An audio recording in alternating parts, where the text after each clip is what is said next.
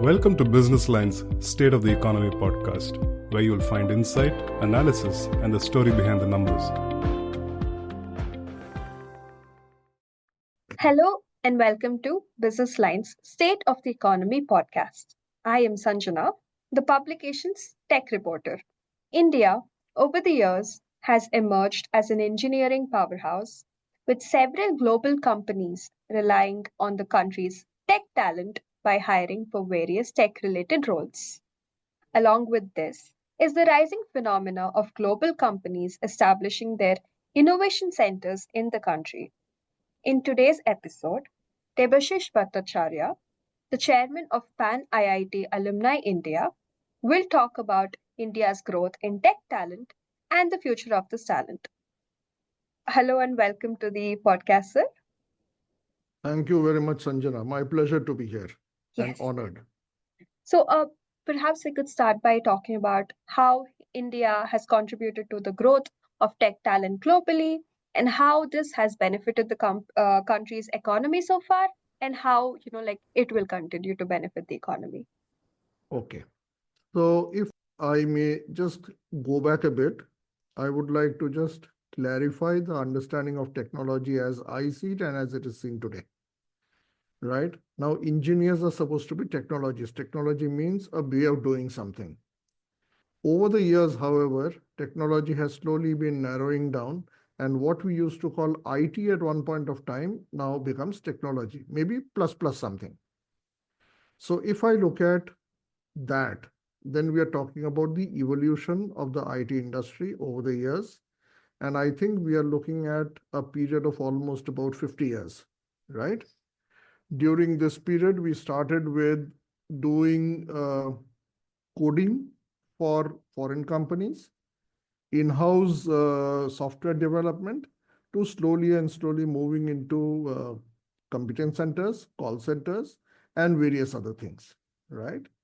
Now, these are activities which we have done as we have grown on the technology domain, and we have added to India's economy by earning foreign currency. At one point of time, it was a very important contribution to the country. And over the years, as we have developed, we have slowly started shifting from pure code development to competency development. And slowly at this point of time, if we look at, we are actually poised at almost the leading edge of the technology. And in any cutting edge technology or any sunrise technology that we are talking about, our guys, our people are at forefront, whether sitting in India or whether sitting outside of India. Okay. Right. So I'm not sure whether this answers your question completely, but if you have some other questions beyond this, please ask me. I'll try and give you a clear answer as much as I can. Yes, sir. Sure. No, I think that that pretty much is what I was expecting. I think you gave like a very clear picture of what's happening. But I also wanted to understand, like India, I think initially was considered a sort of like a back office, right? Where they would outsource functions like, let's say, marketing or customer support from here. But now I think this has Right. evolved to more significant contribution, like let's say with R&D or, like other tech-led roles. So how is this Yeah. changing? How has the evolution been so far? I think it has been good. When we entered into technology, and I'm talking about companies like HCL, Wipro, ORG, Marg kind of companies, which were the front runners, say about in the late 70s and early 80s. At that point of time, the technology gurus were usually in the US first and then in the Western world. So we were basically dipping our feet into the domain to understand what it was all about. So we found that the easiest way of doing that would be through coding, right? That is point number one. Point number two is that we started collaborating with the companies. That means at that point of time, we had IBMs and others present in the country. We started as their internal teams. Slowly as they moved out, we became independent. Some became companies. Some were started as hardware companies, which moved into application development. right? And we have, I think, moved beyond the point. At one point of time when the IT revolution started in India in I would say second half of 80s, at that point of time, the general mindset was that you take a hardware and the software that you use to run it comes free of cost. From there, we have completely turned over, right? Investment in technology means you are investing in the hardware, you are investing in the people, you are investing in the change management, and you are also investing in the technology that is being used to run whatever you want to do with the technology. So there is a complete, I would say almost a 360-degree changeover that has happened, right? In the process, we have matured because we have realized that coding is possibly the lowest point of the hierarchy in the technology domain, right? Somebody has a need, somebody converts that need to a requirement. Based on that, some specs are drawn up. Based on that, designs are drawn up, and then somebody writes the code. At this point of time, if you look at technology and with generative AI and other things coming in, we find that many of these things, the low-end jobs, are going to be taken over. In fact, today we have softwares that actually take design and convert them into optimized software, right? Thereby obviating the need of many man hours that go into it. And on top of it, also obviates many errors and other things and the time required for testing. So from that point of view, there is definitely a maturity. On top of it, I think we have moved from just writing code based on the design somebody gave to creating actually new ideas based on which actually developing new technologies. So that is where we are. Okay, understood. And I think many GCCs are also being set up in the country, right?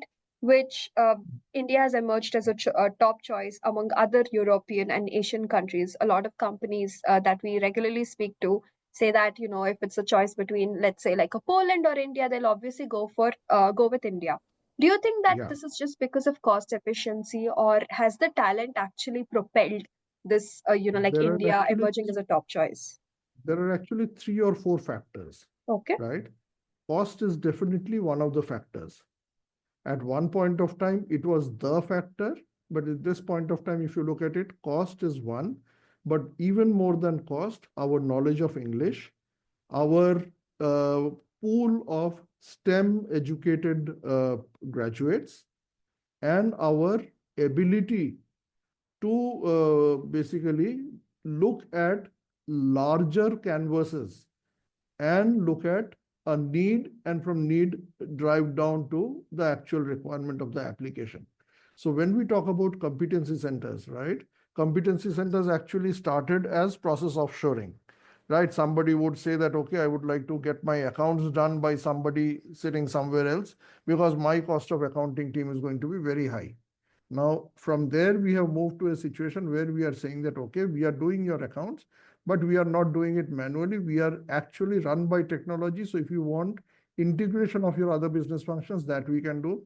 If you want to integrate with your partners, that we can do. If you want something to be developed overall in a larger domain, that also we can do. So we have actually evolved. Okay, understood. And I think a lot of, large companies, whether global companies or, like India-based tech companies, they've been collaborating with universities across the country. How does this benefit the talent? Do you think it's easier access for the talent to sort of enter these companies as employees immediately? If not, how else is it benefiting the students? Okay. Before I address this question, Sanjana, I would like to just step back one more time and talk about something else. At this point of time, financial benefit is not actually that much of a leverage. Why? Because I think as we have grown, our costs have grown. And as our costs have grown, the cost arbitrage that we used to do has not been in our favor, right? So we are charging more money and hence we are growing up. That is one aspect. Second aspect is due to geopolitical situations, many things that were directed at one part of the globe are now moving towards India. A, because we are not overtly aggressive or we respect the IPR and other laws, and we are willing to work in a full partnership mode without hijacking. So these are some of the major opportunities. On top of it, with the push by the government, which says that you make in India as much as you can, the development of the India stack, all of it shows A, that we are confident in technology, we are competent in technology, and we are excellent in technology. On top of it, we are able to marry the brick and mortar with the technology world. At this point of time, we can, and we possibly can do it far better than anybody else. On top of it, we are diligent, we are driven, and which is far more than what, let us say, the so-called money powers, which are Western world, can actually talk about. Having said that, now let us look at how education and industry tie up. We are educating people at the most fundamental level is because that person has to be able to fend for himself or herself, find a job and sustain own self and owns family, right? That is the absolute basic requirement. So which means whatever education I do has to have a consequence, has to have a utility in the real life, whether it is industry, whether it is social domain, whether it is agriculture, whether it is civil society, anywhere. So consequence-based education is one of the key requirements as we go along. It has always been a requirement, but over the years, I think we are finding it more and more relevant, because with the advent of technology and with the pace at which technology is advancing, by the time we come out of colleges, whatever we have learned in the college, about 50% of that has become redundant, right? So how do we tie up these things? If, let us say, we are looking at students who need to understand what is being taught, they need to know where they can practice what they are being taught. And this has to happen right from the first year, maybe even from the school level, right? And those changes are happening. The NEP is talking about those things. That is one of the reasons why certain things have happened, right? For example, if you want high-class education, you can do that. You can take part of the course in some organization and part of the course in some other organization.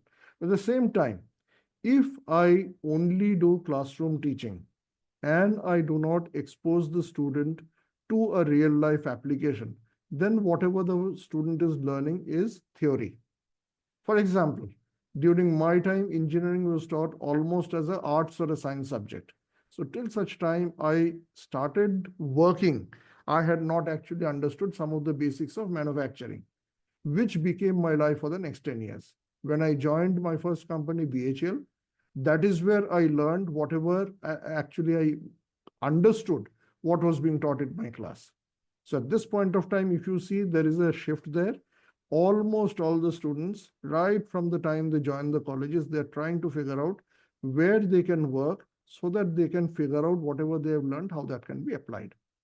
So if I look at the connection, I'm saying that the student is the raw material, the institution is imparting skills, and the industry, and when I say industry, I'm talking about industry, civil society, social entrepreneurship, startups, whatever, all of them are consuming this.